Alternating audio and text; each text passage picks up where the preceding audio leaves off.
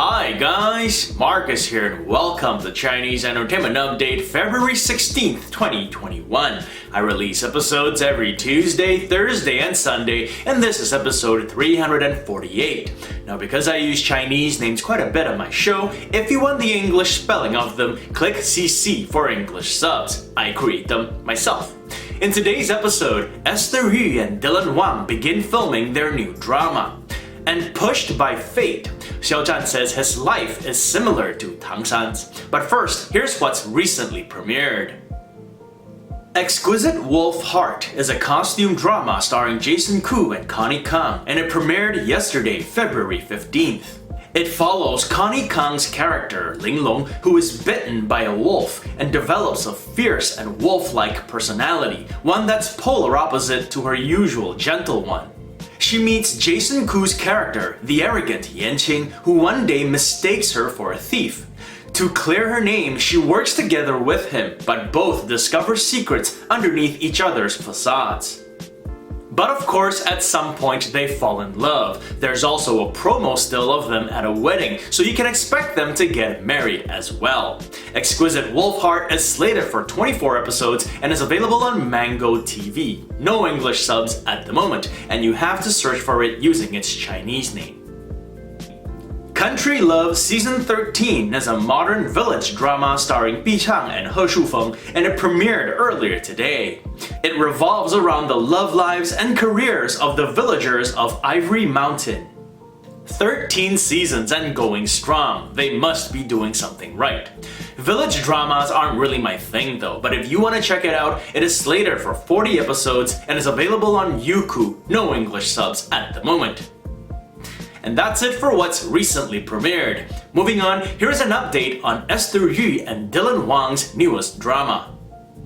Changlanjue is an upcoming fantasy costume drama starring Esther Yu and Dylan Wang, and they started filming on February 13th. The masks are truly a sign of the times. Here are the two stars at the booting ceremony, with Dylan sporting the fisherman's hat. The drama is based on a novel of the same name, written by Jiulu Feixiang, and the title, Changlanjue, literally translates to the parting of Chang and Lan being the two lead characters. Now does this foreshadow that the two lead characters will part, hence no happy ending? I haven't read the novel so I don't know, but I wouldn't just assume it. Maybe they tried to part, but aren't successful and end up happily ever after. Who knows?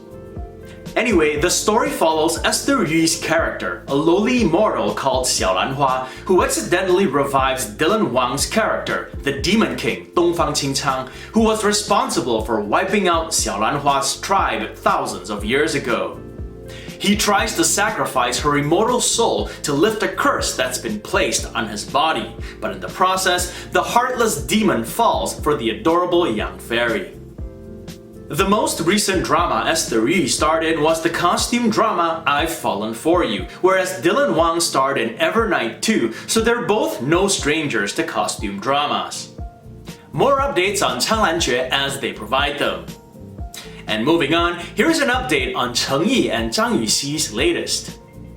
South Wind Knows My Mood is an upcoming modern drama starring Cheng Yi and Zhang Yuxi, and they wrapped on February 10th after 3 months of filming.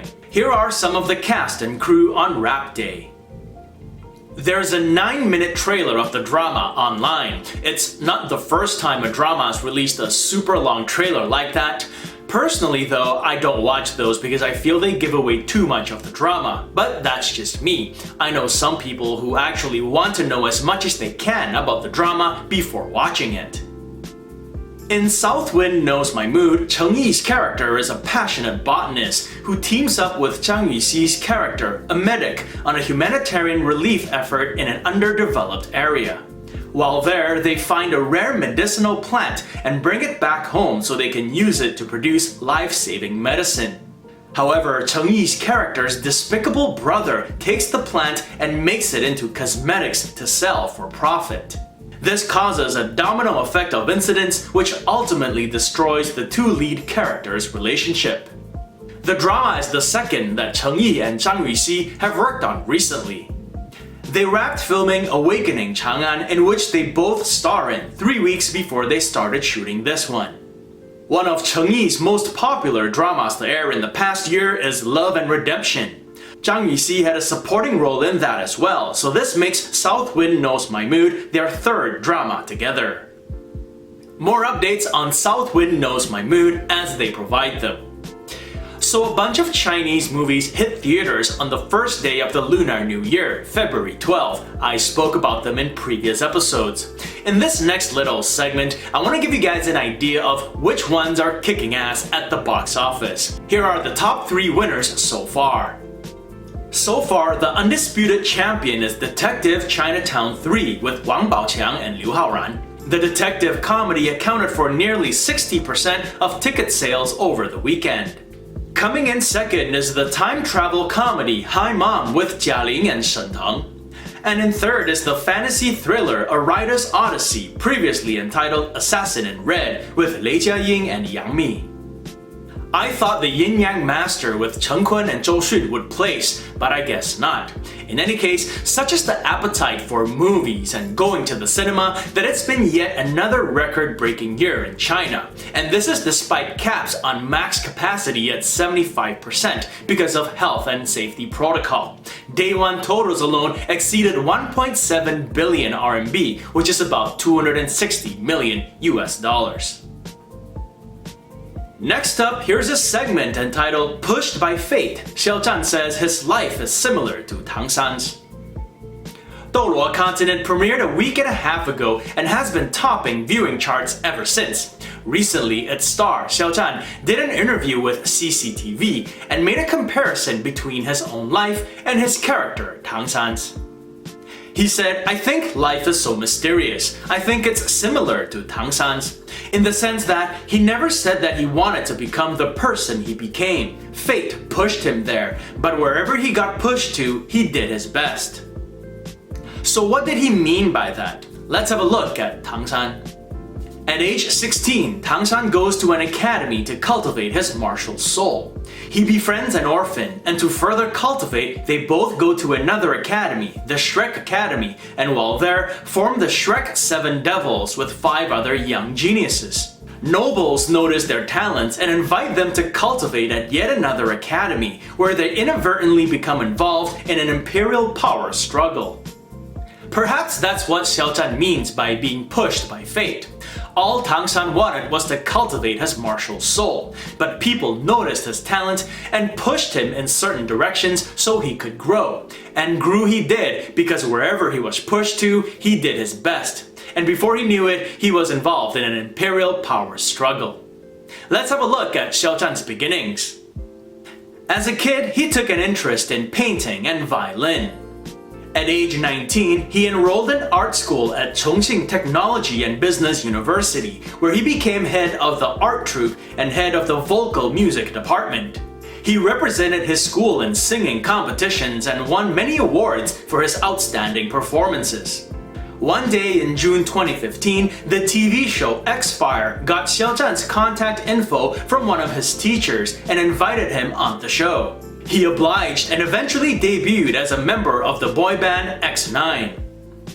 This led to his acting debut in the fantasy drama Superstar Academy, and later on other shows like the costume rom-com Oh My Emperor with Zhao Lusi, and The Wolf with Darren Wang and Li Qing. Then in 2019, he broke through with The Untamed, and we all know how the rest of the story goes. One way to look at it is that fate got him on X-Fire, which made him a part of X9, which in turn led him to dramas. Eventually, The Untamed happened, and now he's one of the most popular drama actors in China, even though in the beginning, he didn't necessarily set out to become a drama actor. The way I look at it is that he was prepared. Because of his love of performing and the amount of work he put in, he was prepared. And fate, or luck, happens when preparation meets opportunity. So this is my parting thought for the day. You can't always control opportunity, but you can certainly control preparation. Whatever it is that you want in life, be prepared and you'll have a much better chance of achieving it. And that's it for this episode. If you want to check out the t-shirt or other Chinese drama merchandise, there's a link to it in the description below. And if you're thinking of getting the t-shirt, may I suggest the Essential Tee. It's what this is, and it's very comfortable. Anyways, this show would not be possible without your support, so I thank you all for watching. If you enjoyed it, do subscribe, and don't forget to hit that notification button for more updates. If you'd like to contribute, check out my Patreon page, where for $1 or more a month, you'll have access to perks like shoutouts and recaps. So stay safe, and as always, I wish you clear blue skies, good health, and happiness. Until next time, cheers!